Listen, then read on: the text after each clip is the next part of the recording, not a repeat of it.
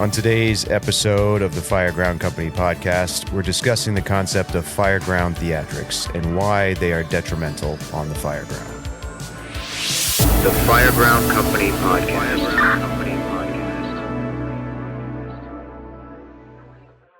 All right, Cap, let's start this out with a little definition. What are Fireground Theatrics? Well, first, I got to say it's something that I think as you go on in your career, you start to feel, and maybe it's hard to articulate exactly what you're starting to notice. And there was a moment for me that really clicked with this. I like to watch a whole bunch of different stuff, and almost everything I watch or do, I end up relating back to firefighting in some way and connecting the dots. I don't know, whatever it is, it's a sickness. I don't know what to tell you. But I'm watching this guy, Pat McNamara. He's kind of a big name on YouTube, previous Delta Force guy, and he's talking about shooting and all this cool stuff and talking about what people do on the range and unnecessary stuff they do. This guy does this and that, and it's nonsense. This is range theatrics. And there's this light bulb, boom, range theatrics. I was like, this is just like the stuff that we sometimes do in the fire department that's unnecessary and doesn't contribute to getting the job done. And there's something that connected there for me in a strong way. So from there, I started to take a look at stuff I did, stuff we do in the company, and ask myself and rename it into Fireground Theatrics for myself. Is this Fireground Theatrics? And this helped me a lot with understanding and weeding some stuff out. And figured I needed to come up with some kind of definition to help make sense of this. So wrote something down, and I think sums this up pretty well. And it's doing unnecessary movements, procedures, tactics that don't add to efficiency. I think that really grabs what we're trying to talk about. And a big part of this that, taints you, I think, goes along the lines of you're trying to look cool. So you're trying to look cool. You care about what other companies think, other firefighters think, not in a good way, in a way, it's a show-offy way. That's really what it is. It's not, I care what these guys think, stuff we talk about, contributing to the job, being part of the team. It's, I'm trying to show off. I want you to know how cool and how, awesome of a firefighter I am. And I'm going to do this to show you I may be cooler than you, better than you. And that's the problem. That's what creates the issue. And I realized when that clicked for me that you have to walk through that door of understanding Fireground Theatrics, and maybe you don't think of it that way in your head. It's, again, something that you could feel or just acknowledge an understanding of without that label, but you got to walk through that door and say, oh, I understand. I'm doing unnecessary stuff. I'm trying to be cool. This is not contributing to getting the job done. I think to take the next step in your career sometimes. And I don't know, that was really helpful for me. It just really drove home a few different points I was wrestling around without really having it, summed up for me. Okay, so why are Fireground Theatrics detrimental? What's the harm in these complex tactics and skills? That's a good question. Anytime you're adding more steps to something, you increase the possibility of failure. Sometimes there's certain steps you have to go through. You can't cut corners, but you add ones that you don't contribute to getting the job done. That's where the problem starts. So I'll give you three examples I think of. Okay. And first one, think about high-rise packs that you're going to use off a standpipe system versus a pre-connect. So you have these buildings, a lot of times like a mid-rise or a high-rise, right? You think high-rise packs, but there's certain situations where a pre-connect makes sense, right? Think maybe below grade, first floor, maybe first or second, depending on different situations. So if the building has a standpipe system that you can use, but you also have access where you can stretch a line to where you need to go, you can have a choice. Stretching the line, there's a few more things you usually have to figure out. So, one, you have to figure out if you can get the engine close enough to an entry point to get the line in there. Then you're going to go through an exterior door. You're probably going to go through at least the door in the stairwell if you access the stairs to get to an upper floor, maybe multiple other doors. And then it could be a long run to get to where you need to go in the building. So you have to know exactly where you have to go. You have to know the amount of hose that you're going to need. And it may not be exactly what you think if you're estimating from the outside. So that creates some problems. Versus you have the standpipe packs. Most of the time, the standpipes are located, the discharges in the building and the stairwell, they're within 200 feet or whatever that may be for your area. Maybe it's 150, but you typically have an idea of what this is. So you're trying to decide which should you use.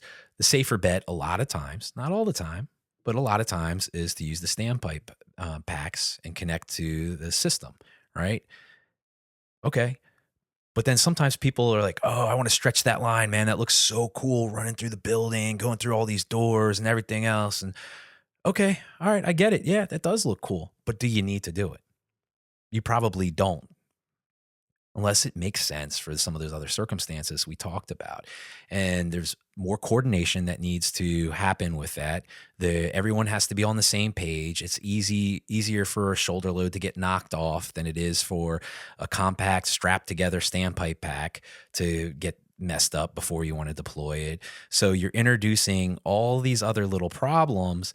And are you doing it really because it makes sense to get done what you need to get done to put the fire out? Or are you doing it because you want to look cool, you want to show off? So that's an example. The other example, that's an easy one to use, is ladders. So you throw ladders. So the shoulder carry where you throw it off your shoulder versus just carrying it lower down and throwing it into throwing the butt of the ladder into the wall of the building, pushing it up, extending it, pulling it out, setting it up where you need to go, versus I'm going from a high shoulder carry, I'm flipping it down and throwing the ladder and getting it where it needs to go. Should you know that skill? Yeah, you should know that skill. It's useful. There's certain situations where it makes sense. But if I can get the job done with a lower shoulder carry or just holding it with my hands and like a suitcase almost, something like that, and that's going to save some energy because I got to throw a bunch of ladders, which one are you going to pick? So again, are you making that choice because it makes sense? Or are you making that choice because it's cool? And last one, and another example would be forcible entry. You have someone and there's another firefighter right there, and they're trying to get through the door by themselves when they can use a second firefighter in conventional forcible entry and get through the door. But they decide, I'm doing it myself. I'm using my metal chalk. I'm doing this. I'm doing that. Okay, again, yeah, you may look cool, man, but you're wasting all that time. You got to get the job done. So those are some examples of, do you need to know how to do those things? Yes, you need to know how to do those other things, but you're not implementing at the proper time, and you're introducing a possibility of things going sideways when it doesn't have to be that way. And unnecessary complexity makes something harder to execute, especially under stress. When we practice this stuff a lot of times, and it's not stressful, right? You're practicing it in back of the firehouse. You're practicing it. You're going to some of the buildings in your area, but you don't have a fire. You don't have other companies breathing down your neck. You don't have civilians screaming. You don't have the dark. You can practice in the dark, but a lot of times, let's be honest, we're not. So you don't have all these other levels of stress that can make these skills hard to accomplish. Yeah. Oh yeah, you did it. You did it when everything was easy. We walked through it. We could see no stress, but you add stress, everything changes. And then it can cloud your judgment as far as, when do I implement this, instead of you thinking, implement the easiest thing that's most efficient in the moment. This job used to be about problem solving. we were kind of learning as we go, solving problems that presented themselves. I think a lot of the Fireground theatrics are solving problems that don't really exist. Yeah.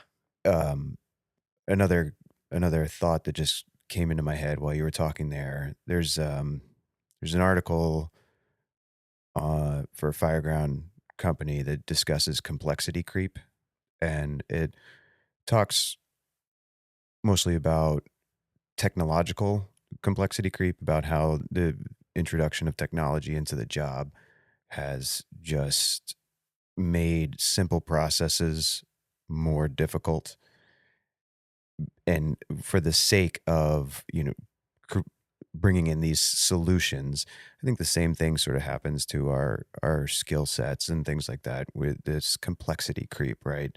It didn't used to be like that because we had to use those skills right then and there, and somehow at some point this fireground theatrics crept in, which brings me to my next question: is how do you audit your skill sets and your tactics and your training? How do you weed out fireground theatrics? Yeah, you need to start by asking yourself a few questions, and this is what helped me when I started to understand this and started to think about why am I doing certain things and figuring it out. I would say it starts with ask yourself, do I need to do this? Is this something I need to do? Whether it's the tactic itself, whether it's a step of getting something done, a step of a procedure or a tactic. So start with that. First, ask yourself, do I need to do this? And be honest. Be honest Mm, with yourself. Don't lie to yourself. That's the problem with some of this. And the next question is, will it give me any advantage? mm. Is this truly giving me an advantage? Be honest with yourself. You have to be honest with yourself. And then the third one would be, what could go wrong using this? And I think this is the one that a lot of people ignore. And I'm not sure, I don't know if we're ignoring it because we just don't want to think about it. Mhm. Um, we're doing it on purpose, or we're not aware enough and thinking about, again, it goes back to the stress. So it, it the more steps you add in, the easier it becomes to screw something up. That's what I've realized. The more stuff I add in, the skills I try and do, those are the ones I screw up. So I'm trying to streamline it as much as possible. So again, ask yourself, do I need to do this? 2, will it give me any advantage? 3, what could go wrong with using this? If you go through those 3 questions, sort that out with whatever you're trying to do, that's going to give you a pretty good idea of, is it fireground theatrics or is it something necessary? And then remember what I said before, as far as it could be the tactic itself can be fine, but it's a question of, is now the right time? Mm. Because if it's not the right time, it then crosses the line. It becomes this fireground theatrics versus at another time, it's the necessary skill that needs to be implemented right then. So that's I think the trick to it. That's what I use, and that's what has helped me streamline a lot of things, a lot of processes and thought processes, skills to get to the bare minimum that goes back, doing unnecessary movements, procedures, tactics that don't add to efficiency. That's good. I like the term rugged efficiency, something that is sort of unbreakable and efficient because of that. There's a quote that I'd like to throw out here that Yeah. I've heard that I like. It's simple: an expert is a master of the basics. And if you want to be an expert, master the basics.